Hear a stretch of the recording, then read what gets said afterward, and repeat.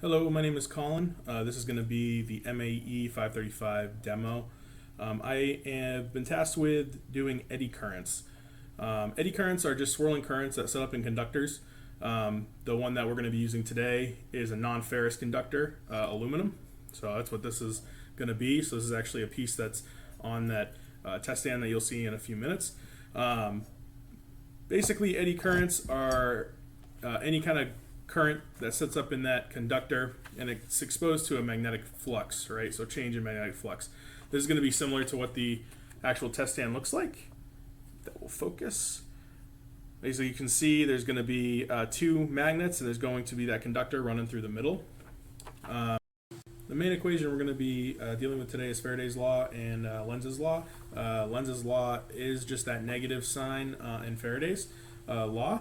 This is going to be time-varying flux linkage that induces voltage in conductors. The effects of these eddy currents are easier to see on non-ferromagnetic conductors such as aluminum, because if it was ferromagnetic, it would pull right into the pole of any kind of permanent magnet or electromagnet that you put on the stand. So with that being said, there are a few different examples of applications of eddy currents that are pretty commonplace nowadays. Train brakes being one of them, magnetic damping in any kind of motor vehicle, motorcycles, and then the last thing you could even see is on train brakes, a big one.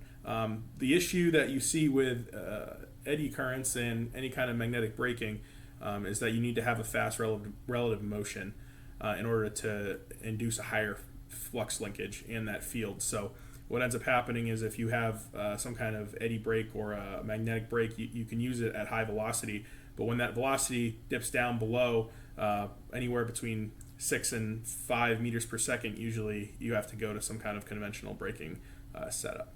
So in this demo, I have 3 different setups that we're going to be looking at, and then there's a fourth one that is going to vary the distance of the magnets. The first one is just going to be the width of this conductor. First one, as you swing that pendulum, it's just going to be this width. That's going to be about 1/8 of an inch going through there. And then the actual width of this is going to be 1.5 inches. The next two are just additions to them. You're going to see that there's a wider piece that goes on this.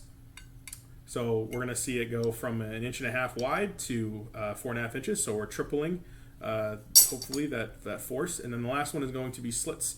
Little interruptions in that plate. Each one of these has its own effect on that, and then we'll see the last one where we're going to actually vary the distance between each magnet. You'll see by that demonstration that as soon as you come off of that permanent magnet, the actual eddy current drops off dramatically.